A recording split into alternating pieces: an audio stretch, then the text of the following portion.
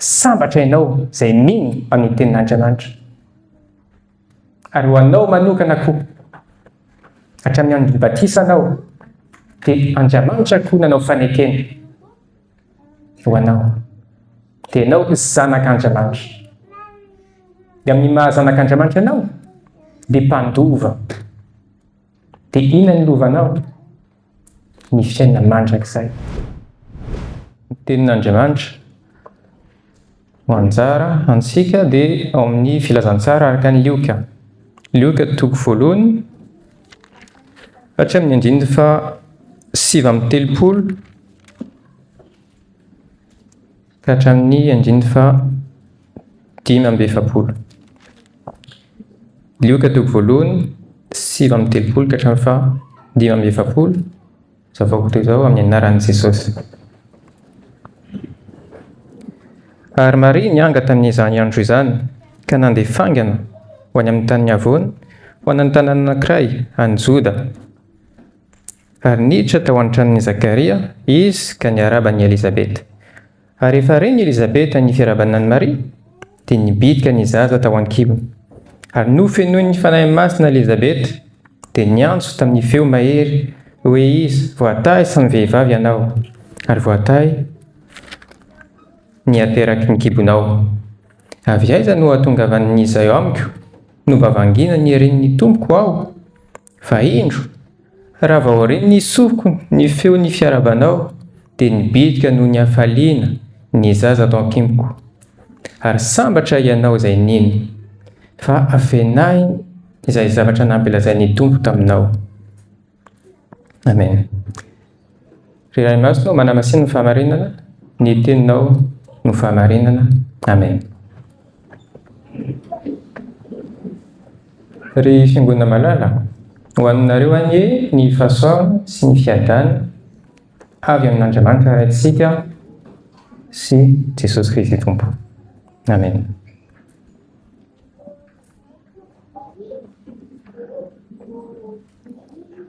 Te ho faly ve ianao? Sa te ho sambatra ve ianao? Mitaly ny fifaliana ve? Sa mitaly ny asambara? Raha mijery ity Lioka toko voalohany sy faharoa dia maro ny antom-pifaliana. Amin'ny Lioka toko voalohany nilaza ny anjely Gabriel amin'ny Zakaria fa nanjanaka izy. Dia inona no voasoratra amin'ny Lioka voalohany andininy fa 4:40? Ary ho faly sy ho ravoaravy ianao, ary maro no hifaly amin'ny ahaterahany. Ny fahatongavan'izao nampanao batisa hitondra fifaliana ho amin'ny Zakaria sy Elizabeta, ary maro koa no hifaly amin'ny ahaterahany.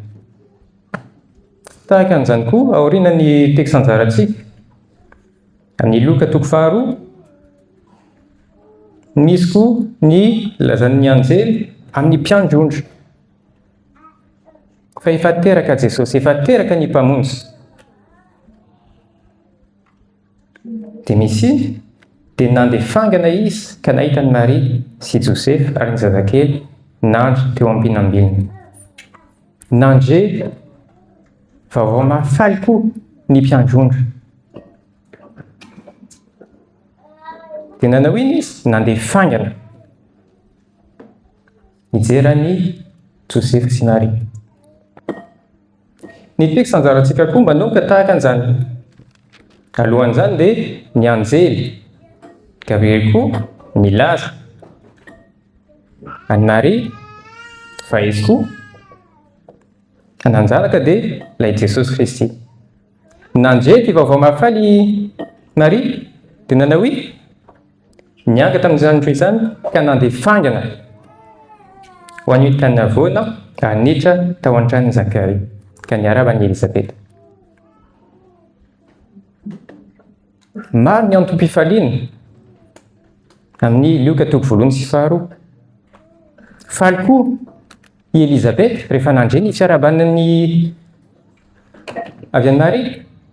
Faly izy ary na dia nisy zanany an-kibony dia nibitika noho ny hafaliany.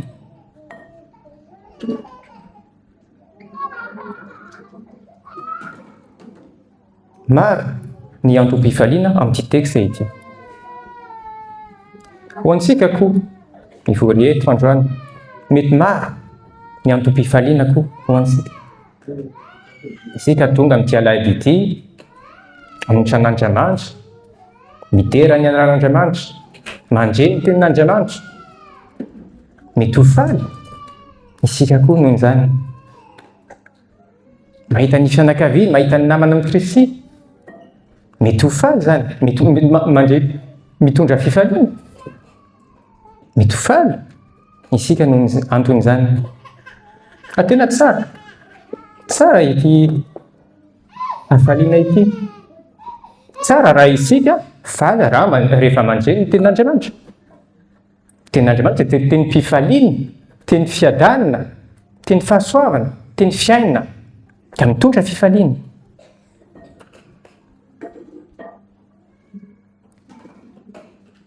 Dia ampy ve ho anao sy ho ahy ity fifaliana ity? Sa misy zavatra mihoatra noho izany? Raha mijery tsara ny faran'ity teksta ity, Elizabeta ny teny hoe indro raha vao ren'i soko ny feon'ny fiarahaban'i dia nibitika noho ny hafaliana ny zazany tao an-kiboko. Ary sambatra ianao izay niny. Misy ny fifaliana dia misy ny hasambarana. Sambatra ianao izay niny.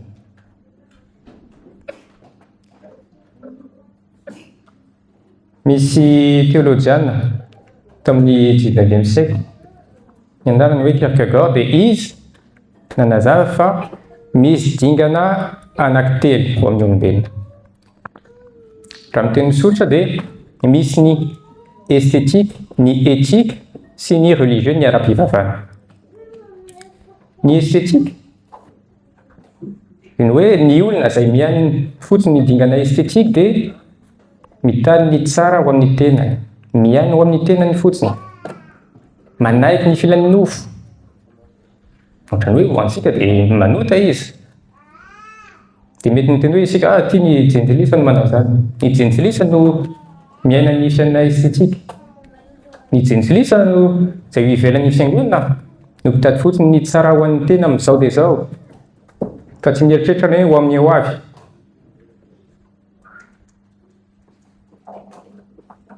Tsotra ho antsika no miteny hoe ny estetika dia ny eo ivelany. Ny faharoa dia ny etika. Ny etika ho amin'ny Kierkegaard dia izay ny fiainana ohatrany hoe tsara ho amin'ny momban'ny ara-moraly. Tsara satria manaraka ny rafitry ny fiarahamonina. Tsara ho amin'ny olona ny mason'ireo olona rehetra. Ohatrany hoe mandeha ny fiangonana isaky ny alahady. Dia tsara zany ho amin'ny fiarahamonina. Tsara ho amin'ny mpianona hafa. Dia izany ny fiainana etika. Za mandeha isaky ny alahady amin'ny fiangonana. Za mamonjy ny fivoriany rehetra ny SPFLME na eto any Paris na Strasbourg na ny Marseille. Tsara zany. Io ny etika, ny dingana etika. Manao ny zavatra tsara amin'ny ara-moraly.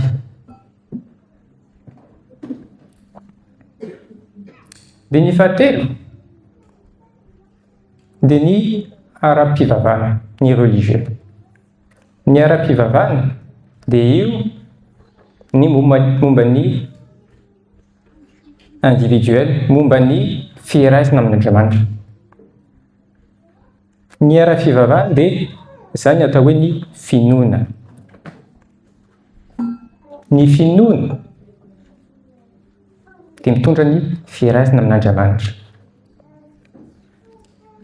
ny olana ho antsika amin'ny akabe dia isika mijanona amin'ny etika. Za manaraka ny didin'Andriamanitra, ireo za efa nanambady satria zany io voalazan'ny tenin'Andriamanitra. Za mananky izy koa satria zany koa ny didin'Andriamanitra amin'ny Genesisy. Za mandeha amin'ny fiangonana, za mamaky baiboly isaky maraina, isaky ny hariva. Za mivavaka alohan'ny sakafo. Tsara zany. Io ny fiainana ny etika.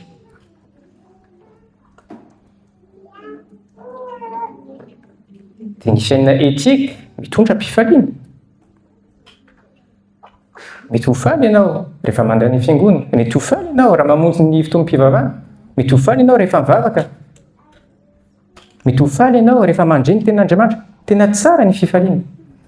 Ary eto koa jereo Elizabeta, ary koa ny ankizy ao an-kibony, na dia Jaona mpanao batisa, na dia tsy nahita an'i Jesosy Kristy, satria Jesosy Kristy amin'ity fotoana ity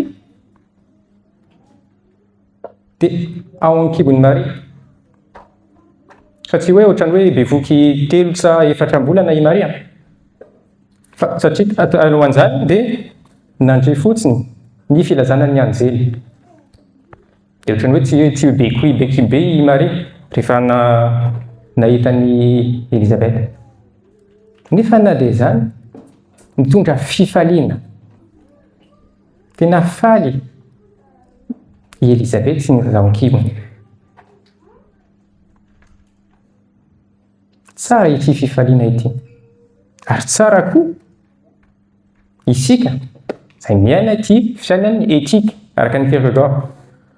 Tsara koa ianao izay mamonjy ny fotoam-piangonana. Tsara koa ianao mandre ny tenin'Andriamanitra. Ho faly ianao dia mahita fifaliana. Fa aorianan'izany dia misy ny lignana fahatelo dia ny ara-pivavahany finoana. Eto aoriana mihoatra noho ny fifaliana noho ny fiarahaban'i Maria dia Elizabeta nilaza hoe sambatra ianao izay niny. Tsy hoe faly ianao, sambatra ianao izay niny. Nijery kely tamin'ny ragbolana, inona ny definition ny asambarana? Asambarana fiadanan-tsaina amam-panahy.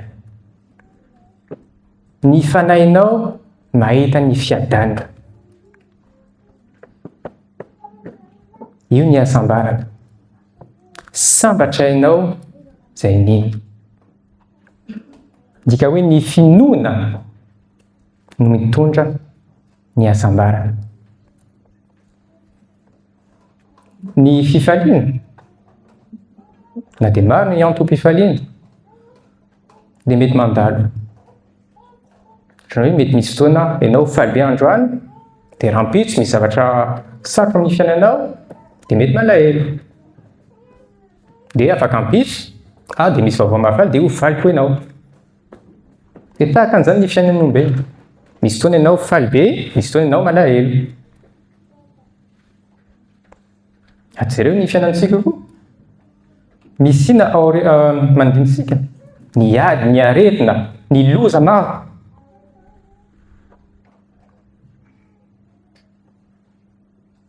Ka sarotra no anampifaliana isanandro. Ninona hitranga amin'ny fiainanao, za manana ny fifaliana tena sarotra. Sarotra be satria izany ny fiainana misy eto.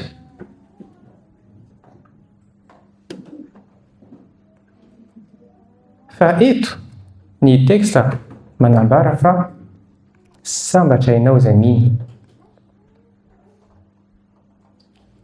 Mihoatra noho ny hafaliana misy ny fahasambarana.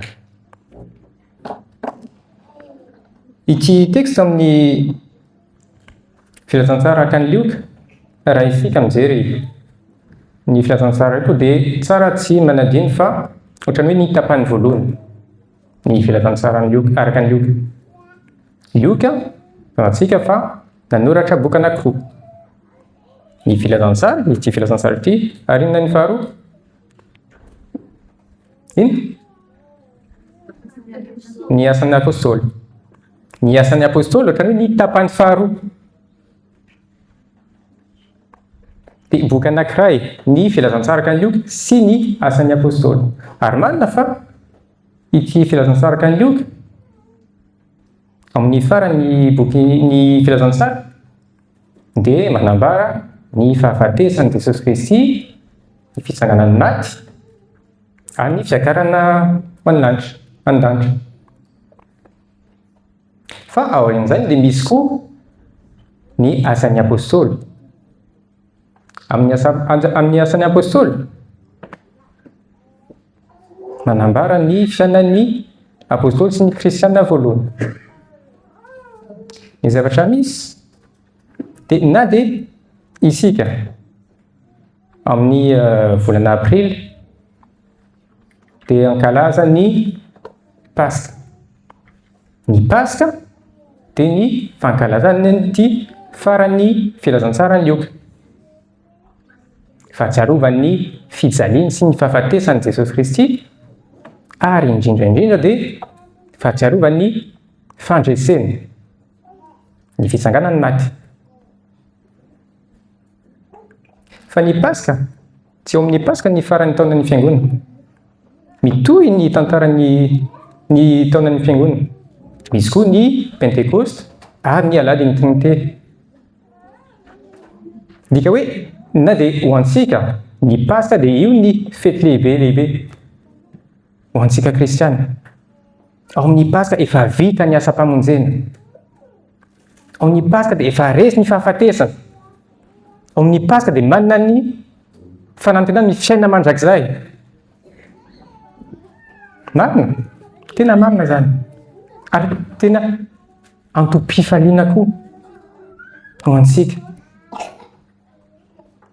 ny fetin'ny Paska. Fa tsy eo ny farany. Satria na dia ho amin'ny Lioka, aoriana koa ny fahafatesany sy fitsanganan'i Jesosy Kristy, dia misy koa ny fiainan'ny apôstôly. Dia ao amin'ny asan'ny apôstôly koa, tena eo koa misy Satana. Eo koa misy ny fijaliana ho amin'ny apôstôly. Satana izay nakapanahy ny Anania sy Safira, tena miasa foana i Satana. Na dia nisy ny famonjena vitan'i Jesosy Kristy tamin'ny aso fijaliana, dia eo foana misy Satana. Isika koa hitantsika amin'ny fiainantsika. Na dia vita batisy, na dia zanak'Andriamanitra, dia eo foana ilay Satana. Eo foana ilay zavatra sarotra amin'ny fiainantsika. Fa io ny asambarana amin'ity teksta ity. Sambatra ianao izay mino. Raha mino ianao dia hanana ny asambarana. Ny asambarana dia mihoatra noho ny zavatra rehetra. Na dia misy ny zavatra sarotra amin'ny fiainanao, na dia misy foana ny asan'ny Satana, dia ny asambarana dia avy amin'ny finoana. Dia ny finoana dia zany, efa vita ny asa-pamonjeny tamin'i Jesosy Kristy. Ka na dia eto foana i Satana, dia ao koa Jesosy Kristy. Miaraka aminao koa Jesosy Kristy. Miady ho anao Jesosy Kristy. Ary ao amin'ny Jesosy Kristy misy ny fiainana dia ny fiainana mandrakizay.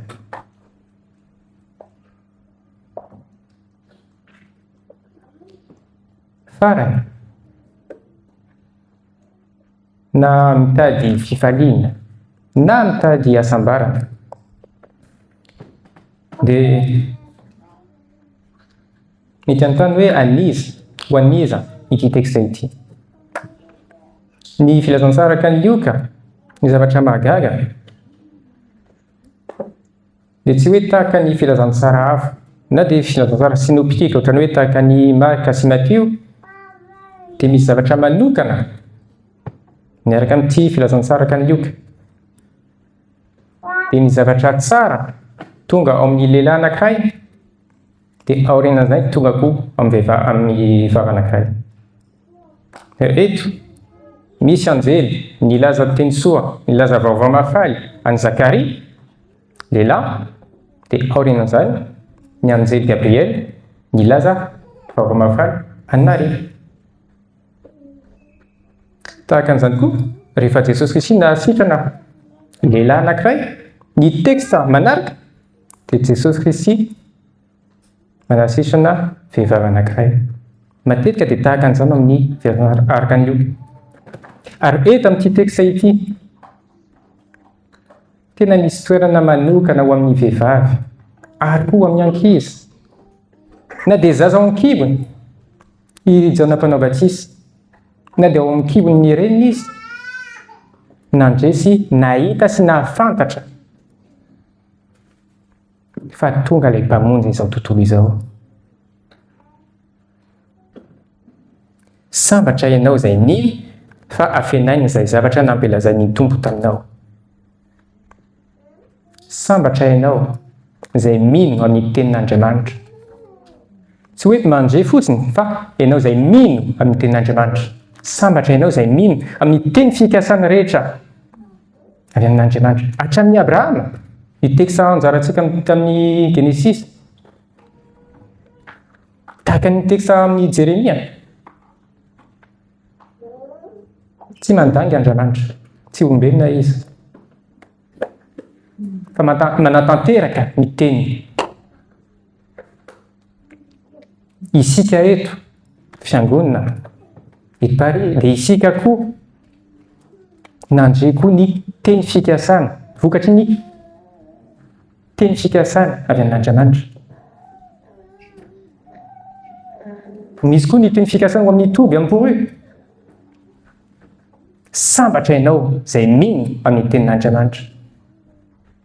Ary ho anao manokana koa, hatramin'ny andro batisa anao, dia Andriamanitra koa nanao fanekena ho anao. Dia ianao zanak'Andriamanitra. Dia amin'ny mahazanak'Andriamanitra ianao, dia mpandova. Dia inona ny lovanao? Ny fiainana mandrakizay. Sambatra ianao izay mino amin'ity fiainana mandrakizay ity. Aoka ity teksta anjarantsika ity dia hitondra fifaliana. Fifaliana voalohany ho antsika. Fifaliana satria Andriamanitra manambara ho anao koa ny vaovao mafaly. Andriamanitra miteny aminao fa io izy, miaraka aminao izy, isan'andro isan'andro. Jesosy Kristy nanolotra ny ainy ho anao. Tenim-pifaliana ho anao. Ary koa mihoatra n'ity fifaliana ity dia sambatra ianao raha mino amin'ity teny ity. Voninahitra ny ho an'Andriamanitra Ray sy Zanaka ary Fanahy Masina izay hatrany toy indrindra ka ho mandrakizay.